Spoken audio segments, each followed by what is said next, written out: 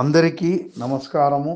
ఈరోజు నేను చెప్పబోయే టాపిక్ కన్ఫెషన్ అంటే నేరము ఒప్పుకోవటము అంటే నేర ఒప్పుదల అంటారు. అయితే మనకు మామూలుగా ఈ నేర ఒప్పుదల దానికి సంబంధించి అంటే ఒక నేరస్తుడు తాను చేసిన నేరంను ఒప్పుకుంటూ చెప్పిన కథనమును అది నేర అంగీకారం అని అంటారు, నేర ఒప్పుదల అని అంటారు. కానీ ఇది భారతీయ సాక్ష్య అధినియంలో ఎక్కడ నిర్వచించబడలేదు. కన్ఫెషన్ గురించి పాకాల నారాయణ స్వామి వర్సెస్ కింగ్ ఎంపిరర్ 1939లో దీని గురించి వివరించడము జరిగినది.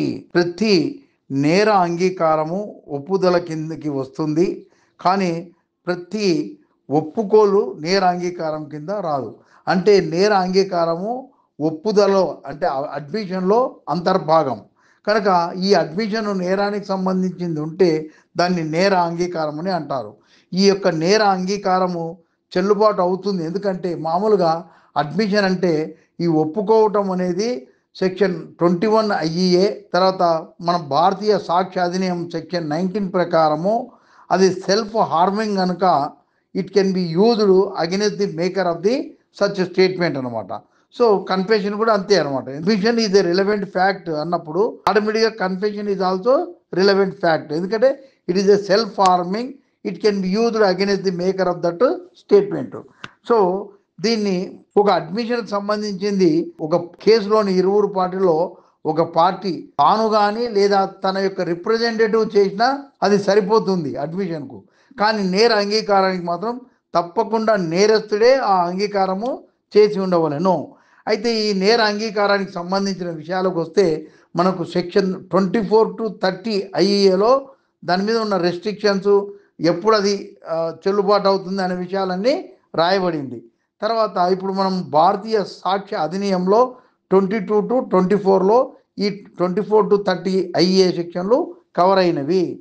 దీనిలో ముఖ్యంగా మనకేంటంటే ఒక పోలీసు అధికారి సమక్షంలో నేరస్తుడు చెప్పిన నేర అంగీకారము ఈజ్ ఇర్రెలవెంట్ అంటే అది చెల్లదు. ఎందుకంటే ఇది మనకు సెక్షన్ 25 ఆఫ్ ఐఏ తర్వాత భారతీయ సాక్ష్య అధినియములో సెక్షన్ 23 సబ్సెక్షన్ 1లో చెప్పబడింది. కానీ ఒక ఐఓ ముందర ఒక నేరస్తుడు నేర ఒప్పుకోలు చేస్తే చెల్లదు. కానీ ప్రతి ఇన్వెస్టిగేటింగ్ ఆఫీసర్ తూచా తప్పకుండా నేరస్తుని యొక్క కథనము రాయవలను. అంటే నేరస్తుని యొక్క స్టేట్మెంటు లేదా ఇంట్రాగేషన్ రిపోర్ట్ తప్పకుండా రాయవలను. ఎందుకనగా అతను చేస్తున్న నేర ఒప్పుదల కథనం ఏదైతే ఉందో తర్వాత దర్యాప్తులో ఐఓ గారు సేకరించిన సాక్ష్యము రెండు ఒకటిగా ఉన్నదా లేదా అనేది తెలుసుకోవచ్చు. It is a guide to him. ఒకవేళ డిఫరెన్స్ ఉంటే ఒకవేళ నేరస్తుడు మిస్లీడ్ చేస్తున్నాడా లేదా ఇతనికి సాక్ష్యమే తప్పు ఉందా అనే విషయాన్ని తెలుసుకోవచ్చు. అందువలన ప్రతి పోలీస్ అధికారి నేరస్తుని యొక్క నేర అంగీకారానికి సంబంధించిన కన్ఫెషన్స్ ఆర్ ఇంట్రాగేషన్ రిపోర్ట్ తప్పకుండా రాయవలెను. ఇది మనకు చట్టంలో చెప్పబడలేదు, సిఆర్పిసిలో చెప్పబడలేదు, కానీ మనకు పోలీస్ మాన్యువల్లో ఈ విషయము క్లియర్గా చెప్పబడింది. ఇది కోర్టుకు సమర్పించవలసిన అవసరము లేదు. తర్వాత ఈ నేర అంగీకారం ఎట్లుండాలంటే అది స్పష్టంగా విత్ ఫుల్ ఆఫ్ క్లారిటీతో ఉండాలి. ఇన్కంప్లీట్ అనేది ఉండకూడదు. దాంట్లో జెన్యున్నెస్ ట్రూత్ అనేది ఉండాలి. ఉన్నప్పుడు తర్వాత ఈ నేర అంగీకారం చేసే వ్యక్తి వాలంటరీగా చేసినప్పుడే చెల్లుబాటు అవుతుంది, లేకుంటే చెల్లుబాటు కాదు. మనం ఈ కన్ఫెషన్ను రెండు రకాలుగా చెప్పబడింది. ఒకటేమో జ్యుడిషియల్ కన్ఫెషను, ఇంకొకటేమో extra judicial confession. Judicial confession అంటే ఒక జ్యుడిషియల్ మేజిస్ట్రేట్ లేదా కోర్టు సమక్షంలో నేరస్తుడు నేర ఒప్పుకోలు చేస్తే అది జ్యుడిషియల్ కన్ఫెషన్ అని అంటారు. తర్వాత ఎక్స్ట్రా జ్యుడిషియల్ కన్ఫెషన్ అంటే కోర్టు లేదా మేజిస్ట్రేట్ కాకుండా ఇతరుల సమక్షంలో ఎప్పుడైనా ఏదైనా కన్ఫెషన్ చేస్తే దాన్ని ఎక్స్ట్రా జ్యుడిషియల్ కన్ఫెషన్ అని అంటారు.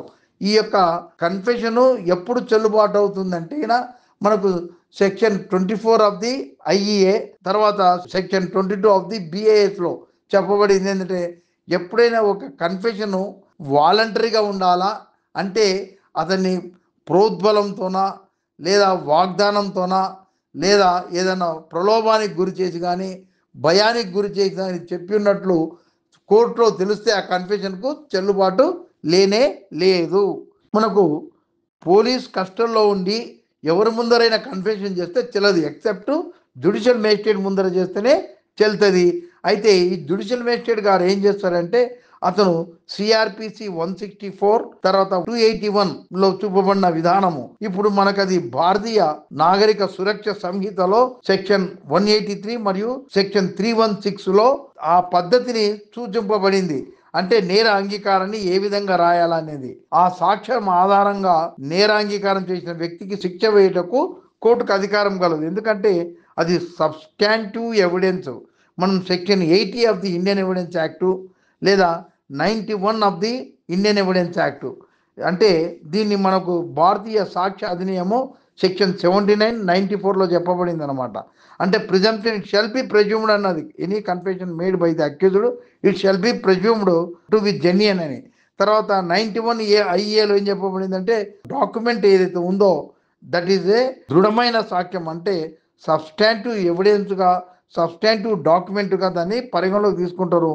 దీనికి ఇలాంటి సాక్ష్యానికి కోర్టులో కొరాబరేషన్ అనేది అవసరం లేదు. అంటే based on the substantive evidence, అంటే అక్యూజ్డ్ కన్ఫెషన్ మీద కేసులో నేరస్తునికి శిక్ష వేయడానికి ఆస్కారము కలదు.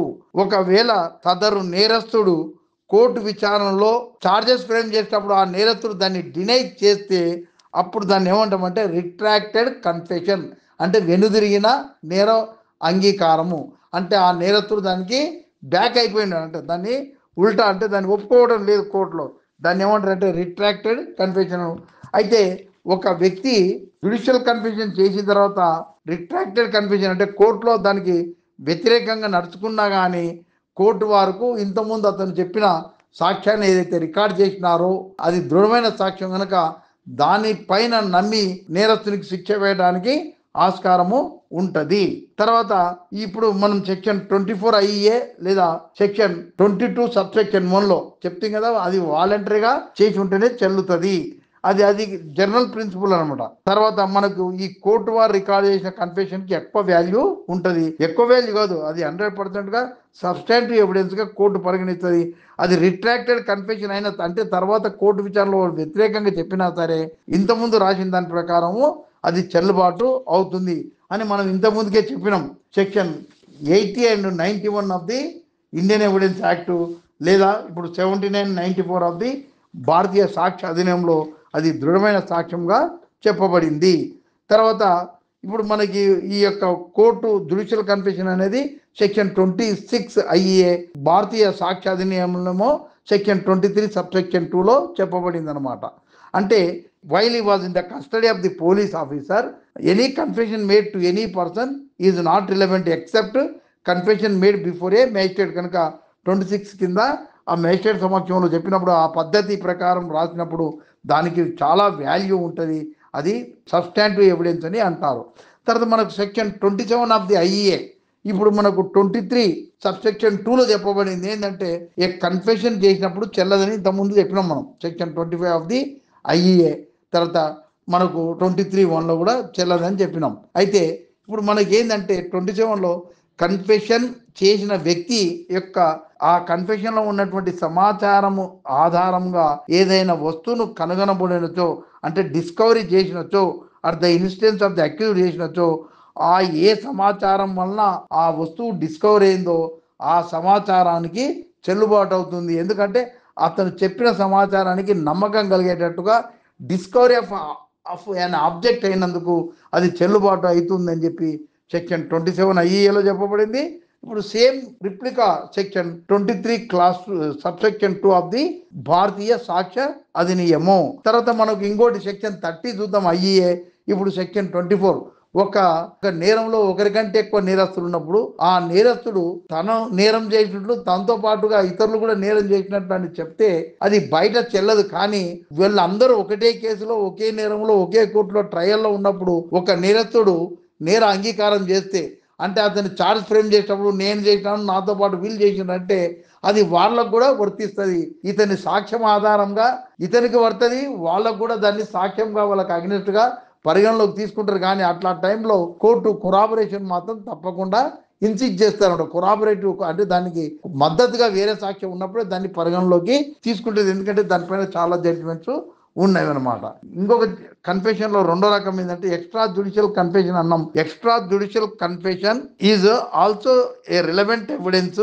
కానీ దీంట్లో ఉన్నది మనకి ఏంటంటే మనం section 21 of the IA, section 19 of the Bharatiya Sakshya Adhiniyam extra judicial confession కానీ జ్యుడిషియల్ కన్ఫెషన్ కానీ చెల్లుబాటు అవుతుంది. కానీ ఎక్స్ట్రా జ్యుడిషియల్ కన్ఫెషన్ చాలా వీక్ ఎవిడెన్స్. ఎందుకంటే నేరస్తుడు నేరాన్ని అతను మనసులో దాచుకోలేకపోతాడు అనమాట.